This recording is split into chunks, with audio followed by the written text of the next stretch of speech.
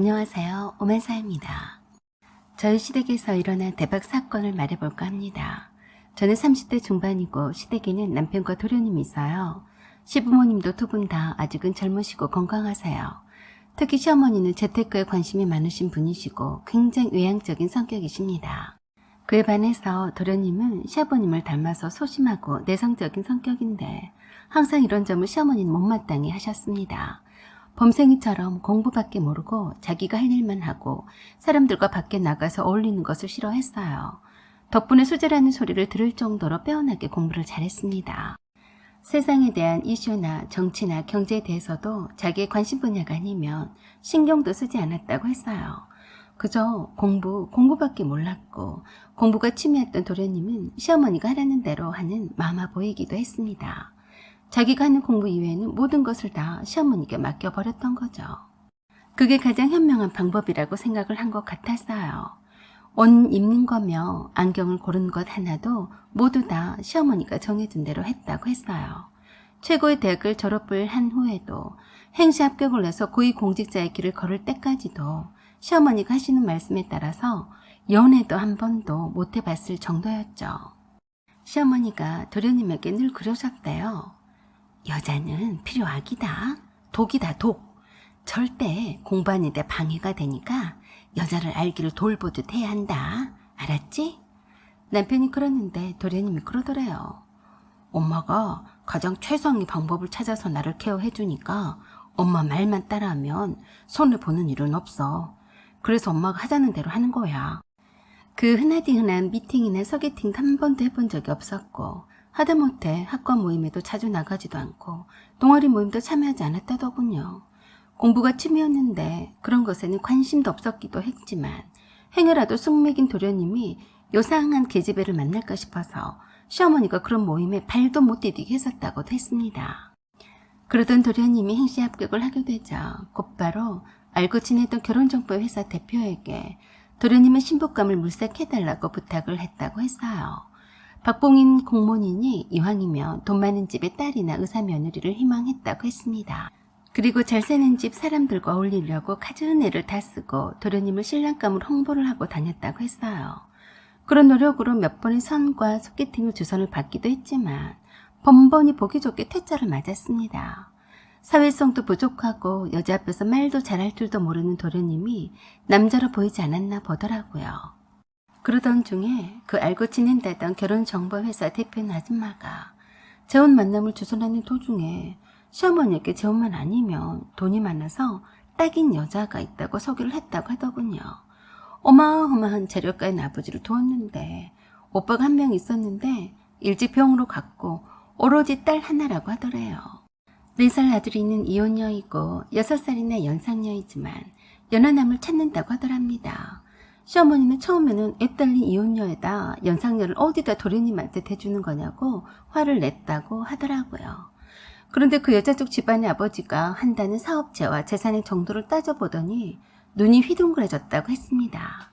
거기에다 결혼정보회사 대표인 아줌마가 아무도 모르는 그 여자 쪽 집안의 속사정을 얘기를 해주는데 기가 막힌 비밀이라며 조용히 말해주더라네요.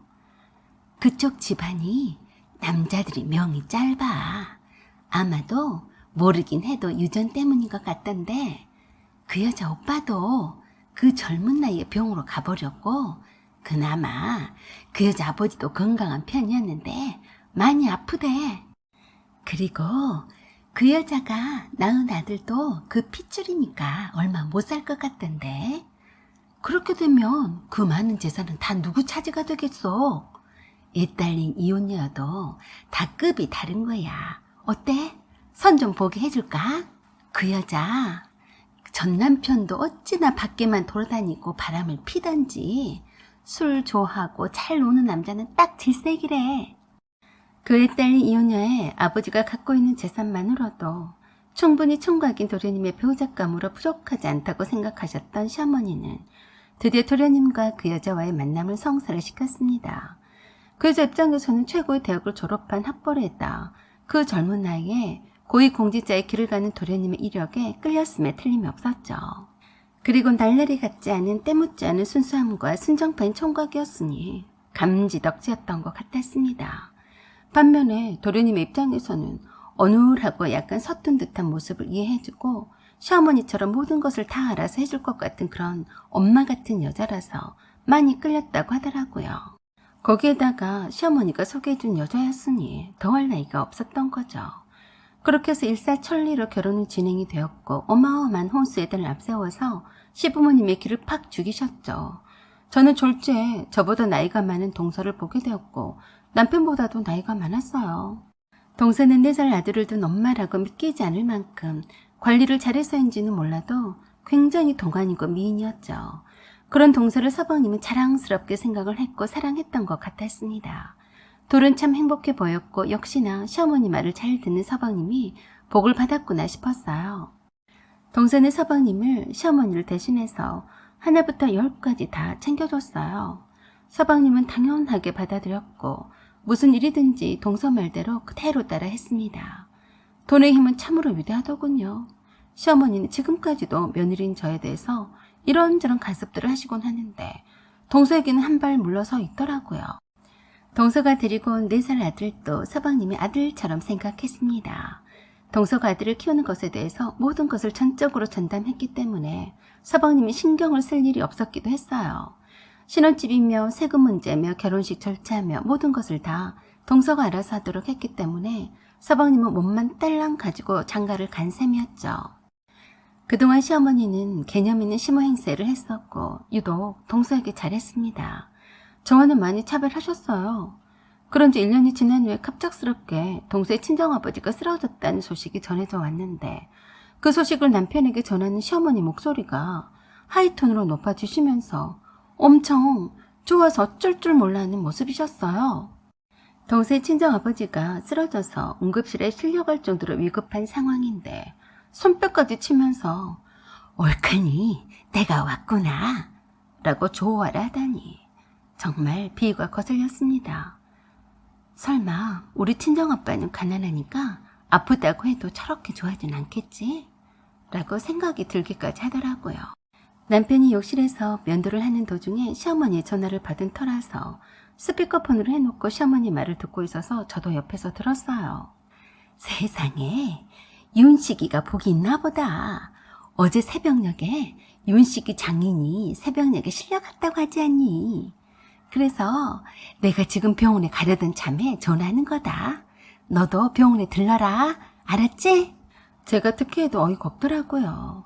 동서 앞에서는 속도 다 내어질 것처럼 그렇게 자상한 시어머니처럼 구시더니 저렇게 검은 속내를 가지고 계셨다니. 참 사람이 돈에 환장하면 저렇게 무섭구나 싶었습니다. 아마도 동서의 친정아버지가 빨리 죽기를 기도를 했을 시어머니가 분명했습니다. 재산 상속을 기대했을 테니까요. 그런 시어머니가 막상 동서의 친정아버지가 입원해 있는 병원에서는 동서의 두 손을 부여잡고 눈물을 흘리면서 위로를 하는 것을 보고 경악을 했네요. 그리고 병원을 나와서는 사방님에게 전화를 해서 장인 어른을 지극정성으로 병간호를 옆에서 맡아서 하라고 했습니다. 사위가 장인 어른의 병간호를 지극정성으로 하는 것이야 뭐 이상할 것도 없는 것이었지만 그들의 말에 기가 막혔었죠. 윤씨가 이젠 얼마 안 남았다. 내가 오늘 나오는 길에 의사를 만났는데 얼마 못 사시겠다고 하더라. 다 그 많은 재산이 어디로 가겠니? 딸하고 사위한테 갈 것 아니냐? 라고 하시면서 흥분을 감추지 못하시는데 이래도 되는 건가 싶었죠.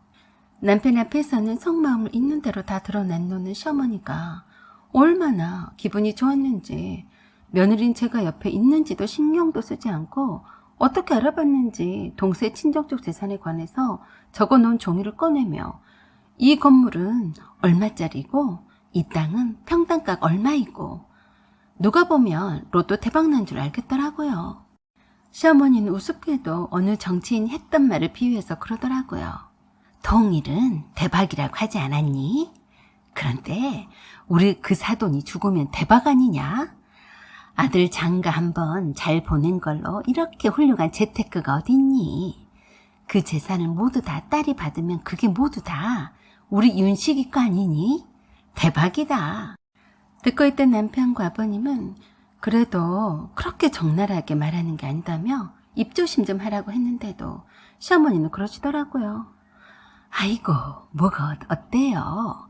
우리 식구들끼리 있는데 이런 자리에서라도 마음껏 기분 좀 내고 싶은데 어디 가서 내가 이렇게 마음껏 말해보겠어요. 허허. 그런 지 6개월 정도 시간이 지나서 동생 친정아버지는 돌아가셨어요. 그런 후에 사모님에게 시어머니가 물으셨던 거죠. 재산 상속은 잘 마무리가 되었니? 네? 재산 상속이요? 그래. 네 장인이 모두 다 네 처한테 물려주고 가지 않았겠니? 엄마, 전 잘 몰라요. 진희 씨가 다 알아서 했겠죠. 시어머니는 답답하다는 듯이 가슴을 주먹으로 치면서 다시 사모님께 물었다고 했습니다. 네 장인 재산이 어떻게 상속이 되었는지는 너도 그 속사정을 알고 있어야 하지 않니? 뭐 어차피 진희 씨가 물려받을 건데 제가 알아서 뭐하나요? 변호사가 와서 무슨 서류에 사인을 하라고 해서 사인만 해줬어요. 그래서 시어머니가 화들짝 놀라면서 그러셨다네요. 뭐? 사인이라고? 무조건 사인을 하면 어떡해? 서방님은 자기 마누라가 하는 일인데 뭐 어떠냐고 걱정 말라고 해서 답답한 마음에 그만 동서에게 직접 물어봤던 모양이었어요. 얘야, 네 아버지한테 재산을 다 상속은 받았니? 그래도 네가 딸이 딱 하나인데 어떻게 됐니? 그랬더니 뜻밖에도 동서의 말에 놀라셨대요. 어머니, 그거요? 그게 궁금해서 오신 거예요? 저 유산 포기각서 썼어요. 돌아가신 아버지가 남긴 재산이 꽤 되었는데요. 저 지금도 충분히 먹고 살 만큼의 돈도 있으니까 그냥 포기했어요. 윤식 씨도 그랬고요. 돈에 차서 살기 싫었거든요. 그 말에 놀라 자빠지면서 시어머니가 말을 더듬거리면서 다시 물으셨대요. 다시 말해봐라. 뭐라고 했냐? 유산 포기각서 썼다고요. 미쳤니? 그게 얼마나 되는 돈인데 네가 정신이 나간 거 아니냐? 그렇게도 고상하게 굴던 시어머니가 갑자기 돌변해서 악을 쓰더랍니다. 그럼 그렇게 많던 네 아버지 재산이 다 어디로 간단 말이니? 어머니, 제가 물려받을 재산인데 어머니가 왜 놀라시고 그러세요? 저희 친정엄마하고 제 아들한테 다 갔죠. 저한테는 포기해도 아까울 게 없네요. 뭐야? 그걸 말이라고 하고 자빠졌니? 네? 그게 말이 아니에요? 네가 정신이 있는 거니 없는 거니? 그게 얼마나 큰 돈인데 그걸 포기를 했다는 거니? 너는 네 남편이 우습냐? 네가 네 남편을 조금이라도 생각을 했다면 그렇게 쉽게 유산 포기를 할 수 있었겠니? 라고 하시면서 분통이 터져라 했다더군요. 그래서 어이가 없어서 동서가 시어머니께 그랬다네요. 어머니, 제가 돌아가신 아버지가 물려주신 재산을 포기했다고 하니까 그렇게 억울하세요? 애 딸린 이혼녀에다 나이도 많은 며느리를 어머니가 그렇게도 결혼을 못 시켜 안달하시면서 잘해주시더니 유산 포기했다고 하니까 이렇게 돌변하시는 거예요? 입 닥치지 못해? 총각인 내 아들이 이혼녀에게 장가를 갔으면 그만한 것 기대하지 않았겠니? 억울하시면 반품 해드릴 테니까 아드님 데려가시든가요. 저는 제가 받을 유산을 포기해도 내 아들한테 그 재산이 다 상속이 되니까 아까울 것도 없는데요. 어머니는 굉장히 안타까워하시는 것을 보니 제가 재산 상속을 받으면 어떻게라도 뺏어갈 것처럼 그러시네요. 뭐가 어째고 어째? 제가 불의 사고를 당해서 죽더라도 어머니 아들한테는 땡잔 한 푼 안 줄 거예요. 그렇게도 동서에게 다정했던 시어머니가 약이 올랐는지 노발대발하며 본성을 드러내더라네요. 애 딸린 이혼녀 주제에 감히 총각인 내 아들과 살면서 염치도 없구나. 네, 그러네요.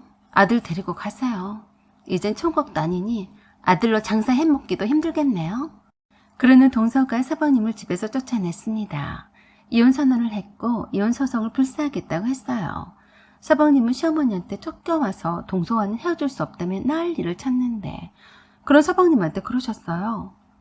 애 딸린 늙은 여자가 뭐가 좋으냐? 절대로 돈독이 올라서 너한테 재산을 눈꽃만큼도 주지 않으려고 별수를 다 썼을 거다. 자기 아들한테 유산을 몽땅 넘겨준 것 봐라. 그리고 네 애도 안 낳는다고 하더라. 그런 독종이 어디 있니? 너는 그냥 이혼하고 다른 여자랑 결혼하면 된다. 하루아침에 시댁으로 몸만 쫓겨나온 서방님은 단호한 동서의 이혼 요구에 결국 응할 수밖에 없었어요. 시어머니는 사돈이 죽게 되면 당연히 전 재산을 다 물려줄 거라고 철석같이 믿고 있어서 그게 다 서방님의 재산이라고 믿었었는데 너무 실망이 되어서 더 볼 것도 없다고 생각한 나머지 동서와 이혼을 하지 않겠다고 버티는 서방님을 설득을 시켰습니다. 법원에서 이혼에 최종 합의를 하고 나오는데 시어머니가 서방님을 기다리고 있더래요. 역시나 서방님은 마마보이가 아니랄까 봐서 이혼하는 마당에도 시어머니를 달고 나왔더랍니다. 그래서 마지막으로 한마디 해줬대요. 사실 유산 포기각서를 썼다는 건 뻥이에요. 그럴듯하게 한번 떠보려고 사기를 쳤더니 그대로 믿으시는데 그 덕에 본심을 알았네요. 윤식 씨 애를 낳지 않겠다는 것도 뻥이었어요. 윤식 씨는 사랑했지만 어머니가 제 재산을 노리고 날 어떻게 할까 봐서 무서워서요. 그래서 이혼하자고 한 거니까 윤식 씨 어머니를 탓하세요. 시어머니는 아들을 앞세워서 부잣집 사위로 재산을 넘보려다가 서방님은 하루아침에 쪽박차는 신세가 되었습니다.